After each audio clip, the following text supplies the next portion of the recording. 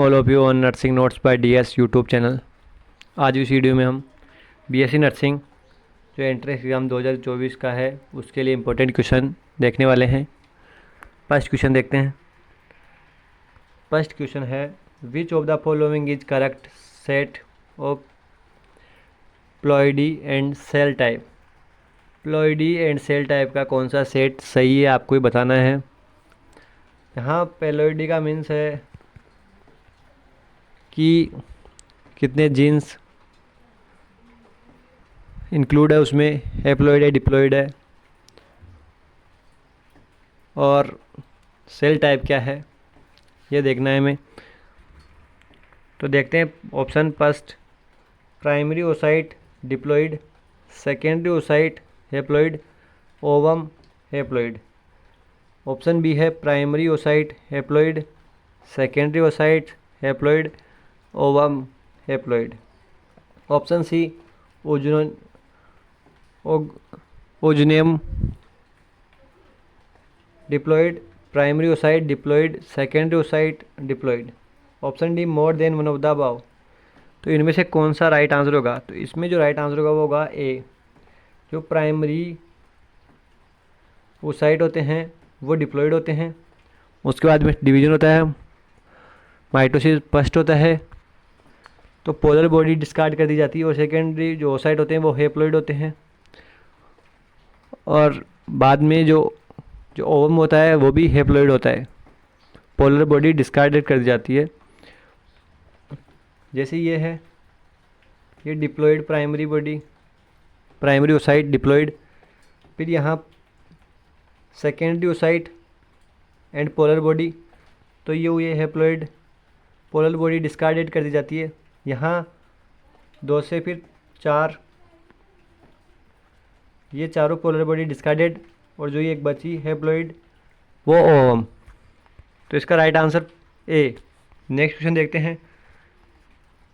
What is the end product of protein. Protein का and product क्या होता है? जब भी हम प्रोटीन लेते हैं तो वो जब भी एब्जॉर्प्शन होता है, मेटाबॉलिज्म होता है, तो उसका एंड प्रोडक्ट क्या होता है, किससे बना हुआ होता है, स्मॉलेस्ट यूनिट क्या होती है इसकी प्रोटीन्स की। ऑप्शन है amino acid, B triglyceride, C fructose, option D more than one of the above. तो जो इसका राइट आंसर होगा वो होगा अमीनो एसिड। अमीनो एसिड से बना हुआ होता है प्रोटीन। प्राइमरी यूनिट होती है, smallest unit of protein is amino acid. Next question देखते हैं हम। Which antibody is responsible for allergic response. जब भी एलर्जिक रेस्पॉन्स, हमें कोई टॉक्सिसिटी होती है या फिर किसी भी प्रकार की कोई बॉडी में एलर्जिक रिएक्शन होती है, तो कौन सी एंटीबॉडी उसमें सबसे पहले रेस्पॉन्स देती है, कौन सी एंटीबॉडी कारण हमें एलर्जिक रिएक्शन देखने को मिलती है ये बताना है। ऑप्शन है option A IgA antibody A, option B IgE, option C IgG, option D none of the above. इनमें से कौन सी एंटीबॉडी सबसे पहले रेस्पॉन्स देती है एलर्जिक रिएक्शंस में? तो इसका राइट आंसर होगा IgE। जो IgE एंटीबॉडी है वो एलर्जिक रिएक्शन में, इचिंग में और स्नीजिंग, जितने भी हमें एलर्जिक रिएक्शन देखने को मिलती है उसमें IgE हिस्टामिन, जो हिस्टामिन प्रोड्यूस करती है, उसके कारण हमें एलर्जिक रिएक्शन देखने को मिलती है। तो इसमें IgE रेस्पॉन्सिबल होती है। IgA जो कोलेस्ट्रम में, ब्रेस्ट मीटिंग में पाई जाती है वो IgA होती है। तो इसका जो राइट आंसर होगा बी। नेक्स्ट क्वेश्चन हम देखते हैं। विच gland control the functioning of other endocrine gland. कौन सी ग्लैंड जो बाकी की एंडोक्राइन ग्लैंड्स होती है, जैसे पिट्यूटरी, थायराइड ग्लैंड हो गई, और जितनी भी पेनक्रियाज, एड्रिनल ग्लैंड हुई, और जितनी भी ग्लैंड्स है उनको कौन मॉनिटर करने का काम करता है? तो इसके ऑप्शंस है thyroid gland, penal gland, adrenal gland और पिट्यूटरी ग्लैंड। तो इनमें से एक कौन सा राइट आंसर होगा? वो होगा पाइट्यूटरी ग्लैंड। पाइट्यूटरी ग्लैंड जो होती है वो ब्रेन के बेस में हाइपोथैलेमस के नीचे सिचुएटेड होती है बहुत। जो ये पिट्यूटरी ग्लैंड होती है वो जितने भी स्टिमुलेटिंग और इनहिबिटिंग हार्मोन जो होते हैं वो उनको रिलीज और सीक्रेट करने का काम करता है पिट्यूटरी ग्लैंड का। जितने भी अदर एंडोक्राइन ग्लैंड है उनको फंक्शनिंग कराने का काम भी पिट्यूटरी ग्लैंड करती है, क्योंकि यहाँ से जितने भी जैसे थायराइड स्टिमुलेटिंग हार्मोन है, ग्रोथ मॉनिटरिंग हुई, जितने भी हार्मोन होते हैं स्टिमुलेटिंग और इनहिबिटिंग दोनों काम पिट्यूटरी ग्लैंड ही करती है। मास्टर ग्लैंड के नाम से जाता है पिट्यूटरी ग्लैंड को। नेक्स्ट क्वेश्चन देखते हैं, तो इसका राइट आंसर हो गया option D pituitary gland. Next question देखते हैं, the secretion from prostate gland enter into the, जो प्रोस्टेट ग्लैंड्स जो यूरेथ्रा के दोनों साइड होती है, ये ब्लैडर और ये यूरेथ्रा जो यूरेथ्रा जो होता है उसके दोनों साइड होती है, वो जितने भी सीक्रेशन जो फ्लूइड सीक्रेट करती है, जो भी सीक्रेट करती है, वो कहाँ जाता है, किस में एंटर करता है। तो इसका राइट आंसर क्या होगा, option A kidney, option B ureter, option C urethra, option D testis. पहले ये यूरेट्रा है, किडनी से किडनी ऊपर है, ये यूरिनरी ब्लैडर, ये यूरेथ्रा और यहाँ होती है प्रोस्टेट ग्लैंड। तो जो जितने भी सिक्रेशन होते हैं वो कहाँ जाते हैं, तो इसके जो जितने भी सिक्रेशन होंगे वो सभी यूरेथ्रा में जाते हैं, एंटर करते हैं यूरेथ्रा में, एंटर करते हैं प्रोस्टेट ग्लैंड के सिक्रेशन। तो इसका राइट आंसर होगा urethra, option C. Next question हम देखते हैं, in the menstrual cycle lowering of which hormone is cause menstruation. Menstrual cycle में कौन सा हार्मोन वो है जिसके कम होने की वजह से मेंस्ट्रुएशन स्टार्ट होता है। ऑप्शन है progesterone, option B thyroxine, option C oestrogen, option D FSH follicular stimulating hormone. तो इसका जो राइट आंसर होगा वो होगा प्रोजेस्टेरोन। जो प्रोजेस्टेरोन हार्मोन होता है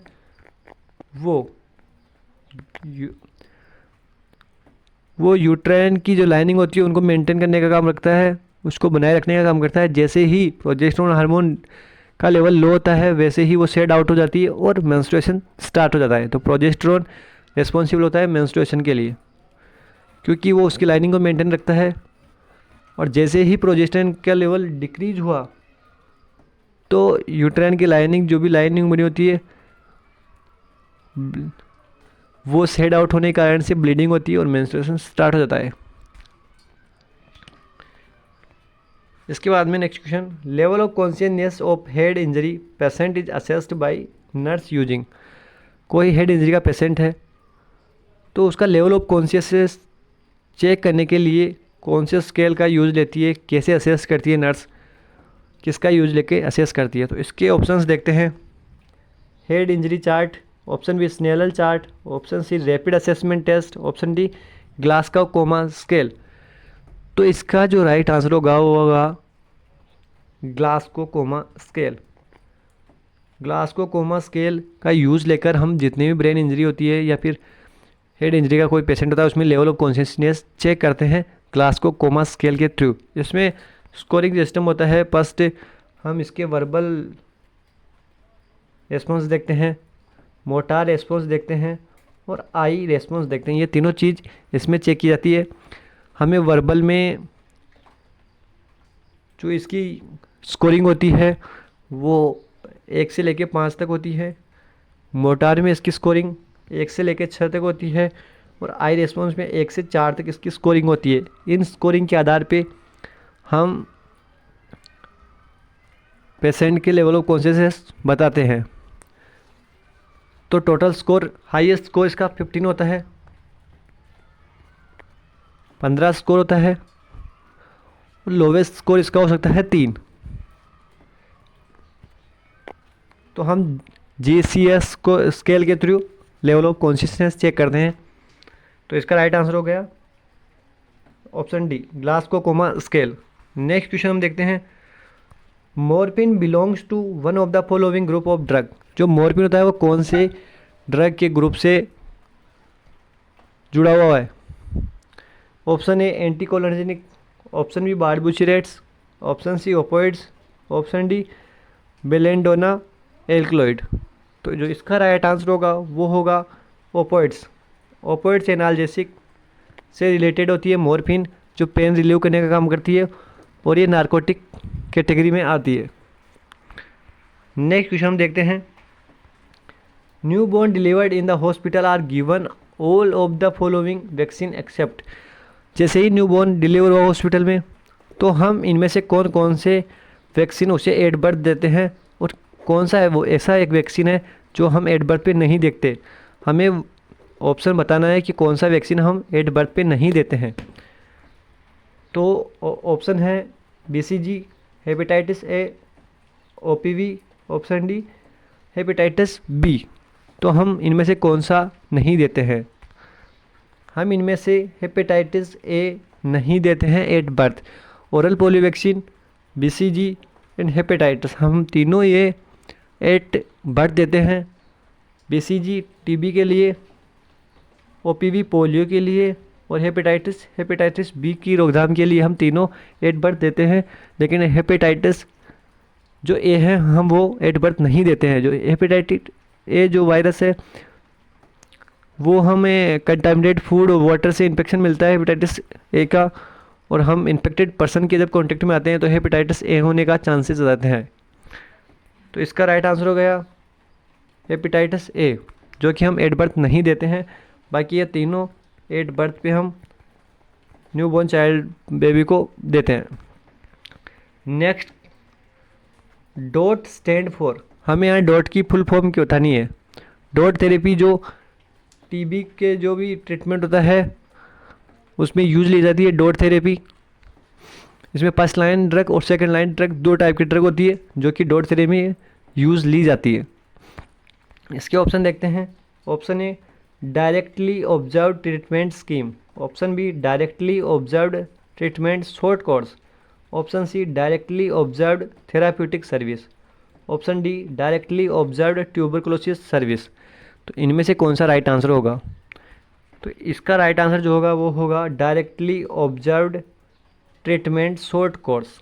डॉट्स की फुल फॉर्म है directly observed treatment short course.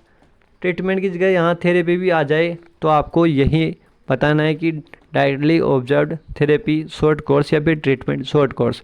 तो डॉट्स की full form be is right. Next question हम देखते हैं। Incubation period of chicken pox. Chicken pox का इंक्यूबेशन पीरियड। सबसे पहले इंक्यूबेशन पीरियड क्या होता है? इंक्यूबेशन पीरियड वायरस बैक्टीरिया जो भी उसकी एंट्री से लेकर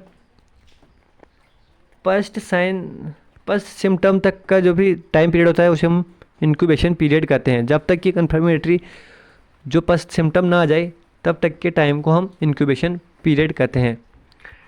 तो चिकन पॉक्स का जो इंक्यूबेशन पीरियड है वो क्या है? Option A 12 to 14 days, option B 10 to 14 days, option C 14 to 16 days, option D 14 to 18 days. तो इसका राइट आंसर होगा 14 to 16 डेज। 14 से 16 दिन तक इंक्यूबेशन पीरियड माना जाता है अप्रॉक्स चिकन पॉक्स का। कहीं कहीं में ये 20-21 दिन तक भी चला जाता है बहुत सारे केसेस में। लास्ट क्वेश्चन हम देखते हैं। The root use for Mantoux test. Mantoux test के लिए कौन सा रूट यूज लिया जाता है? ट्यूबरकुलिन टेस्ट होता है ये, जो कि माइकोबैक्टीरियम ट्यूबरकुलोसिस बैक्टीरिया जो TB का पॉजिटिव एजेंट है उसको डिटेक्ट करने के लिए यूज होता है। इसमें पेप्टिड का सॉल्यूशन 0.1 ml लगाकर उसके इरिथमिया और उसका डायमीटर चेक किया जाता है। 10 मिलीमीटर से ज़्यादा होता है तो उसे कन्फर्मेटरी टेस्ट माना जाता है। तो इसमें जो साइट यूज लेती है वो जाती है वो है इंट्राडर्मल ID। इसका राइट आंसर होगा ID इंट्राडर्मली। इसमें PPD 0.1 ml लगाया जाता है, फिर बाद में इसको ऑब्जर्व किया जाता है। Thank you for watching. Subscribe and like channel. Thank you.